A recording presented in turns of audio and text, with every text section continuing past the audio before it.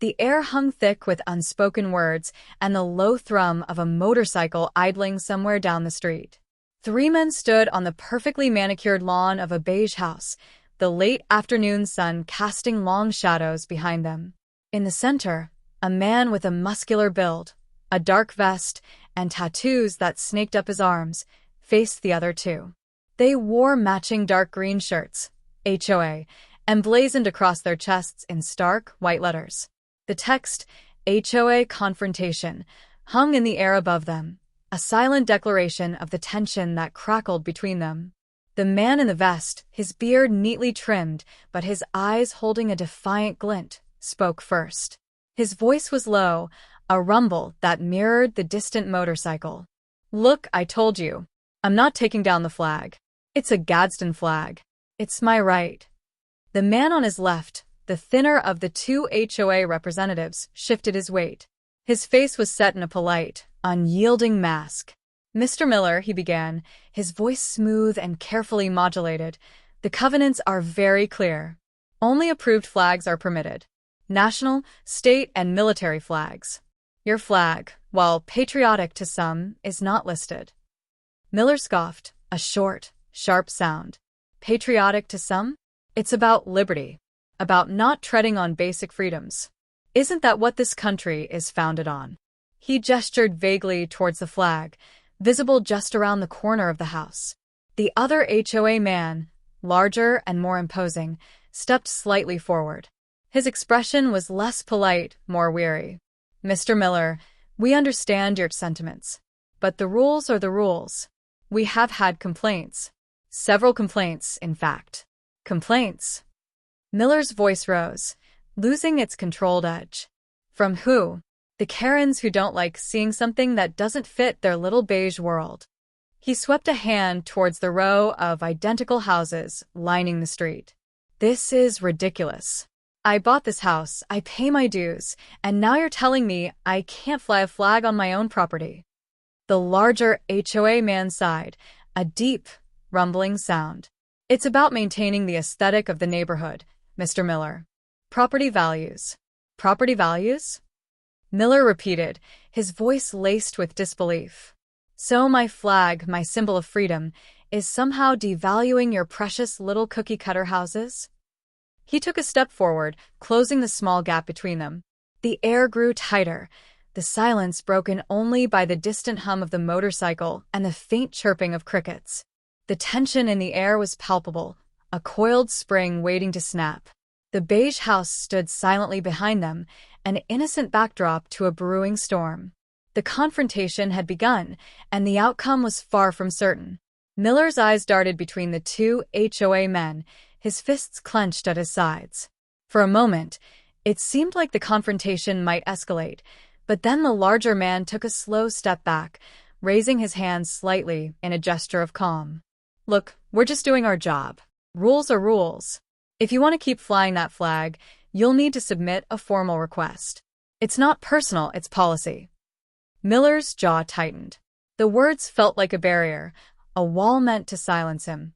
But beneath the surface, something else was stirring, an unsettling feeling that this wasn't just about flags or neighborhood aesthetics. He looked past them, towards the house, where the afternoon light made the windows shimmer softly.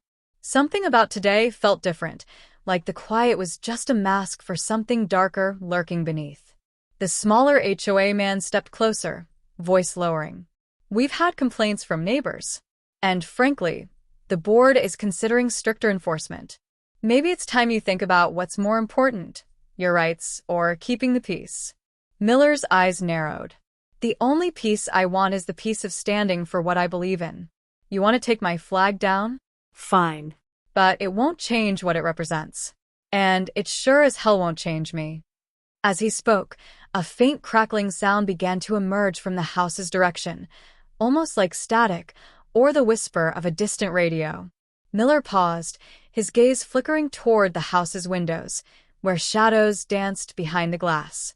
The sun's glare made it hard to see inside, but something about the scene felt off, like a faint flicker of movement, or a shadow shifting just beyond their line of sight. The two HOA men exchanged uncertain glances, sensing the tension in the air. The quiet stretched between them, thick and thickening. Then, unexpectedly, a low hum started to grow from the house. From the ground, it vibrated through the air, a deep, resonant sound that seemed to seep into their bones. The faint static from the house's direction intensified, and with it, a strange ripple seemed to pass through the neighborhood, as if reality itself was flickering at the edges. Miller's heart quickened. His instincts told him this was no ordinary dispute. Something unseen was awakening, something that no rule or policy could contain. The air grew heavier, and the shadows behind the windows seemed to stretch and writhe. The calm facade of the neighborhood was cracking, and beneath it, something darker was stirring, waiting to reveal itself. The low hum intensified, vibrating through their feet, a sound that felt less like a noise and more like a physical pressure. The static from the house grew louder, sharper, like 1,000 tiny claws scratching at the edge of hearing. The very air seemed to thicken, carrying a faint, metallic tang. Miller could feel the hairs on his arms standing on end. This was no mere electrical interference. This was something else entirely. He spun around, his gaze fixed on the house. The shadows behind the windows weren't just dancing anymore. They were moving, coalescing into indistinct shapes that seemed to writhe and stretch. A faint, unnatural light began to pulse from within, a sickly green that pulsed in time with the growing hum. The beige of the house seemed to warp and ripple at the edges, like a reflection in disturbed water. "What is that?" the smaller HOA man whispered, his carefully composed facade crumbling, his voice trembling. The larger man, his face pale, took another step back, his eyes wide with a fear that mirrored Miller's own. "I don't know. I've never seen anything like it." The hum reached a deafening crescendo, a wave of sound that made their teeth ache. The ground beneath their feet vibrated violently. The static exploded into a chaotic roar, punctuated by flashes of the sickly green light from the house. Through the shimmering, distorted glass of the front window, Miller thought he saw a figure, tall and impossibly thin, silhouetted against the pulsing green light. It wasn't human. A guttural, wet sound ripped through the air, seeming to come from the house itself. It was a sound of tearing and rending, of something vast and unnatural being born. The front door of the beige house, previously solid and unremarkable, began to buckle inwards, groaning like a dying beast. Splinters of wood flew outward as the hinges strained, and the lock twisted unnaturally. Miller's mind raced. This wasn't about flags anymore. This was something ancient and terrifying, breaking through the thin veneer of their mundane reality. The rules, the covenants, the complaints, they all seemed utterly insignificant in the face of this unfolding horror. The two HOA men were frozen, their faces etched with terror, their matching green shirts now seeming absurdly out of place. The hum began to subside slightly, replaced by an expectant, chilling silence, broken only by the continued groaning of the door. The figure behind the window seemed to grow clearer, its form taking on a nightmarish definition. The confrontation over a flag had just become something far, far worse. The groaning of the door reached a final, tortured shriek, and then, with a violent splintering of wood, it burst inward. A wave of the sickly green light spilled out, illuminating the street in an eerie, unnatural glow. The air filled with a cloying, metallic scent, like ozone mixed with something rotten and indescribable. The figure that emerged from the doorway was even more horrifying up close. It was impossibly tall, its limbs long and gaunt, ending in hands with too many joints and fingers tipped with razor-sharp claws. Its skin was a mottled gray, stretched taut over a skeletal frame. It had no discernible face, only a smooth, featureless surface where eyes and mouth should be, and yet, Miller felt an intense, chilling awareness of being watched. The sickly green light pulsed from within its very being, casting long, distorted shadows that seemed to writhe with a life of their own. The two HOA men let out choked cries of terror. The smaller one stumbled backward, tripping over a rose bush and landing with a yelp.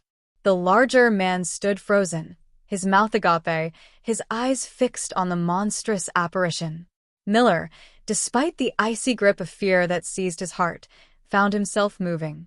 It wasn't courage that propelled him, but a primal instinct to protect, a sudden, fierce surge of defiance against this intrusion into his world.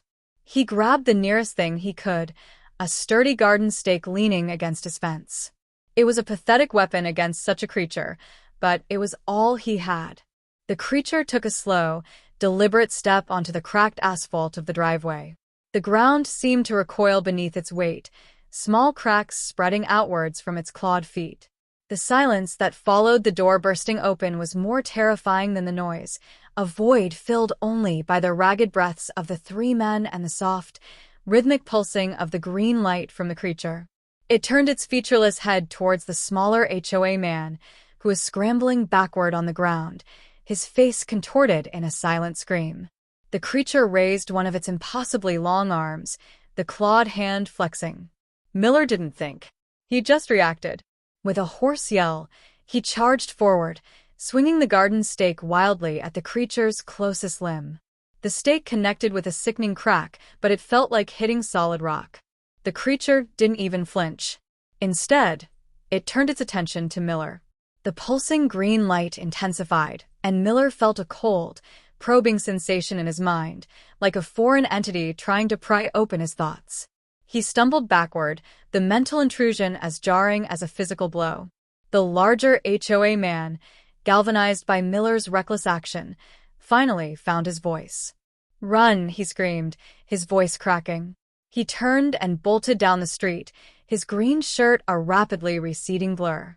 The smaller man, still on the ground, managed to scramble to his feet and followed, a yelp of terror trailing behind him. Miller was left alone on the street with the creature.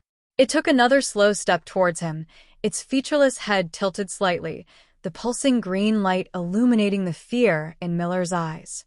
He knew, with a chilling certainty, that this wasn't just a simple invasion. This was something that had been waiting, something that saw this quiet street, this beige house, this mundane life, as an opening. The rules of the HOA, the complaints about his flag, they were all meaningless now. The only rule that mattered was survival. And as the creature raised its other impossibly long arm, the sharp claws glinting in the green light, Miller knew his fight had just begun.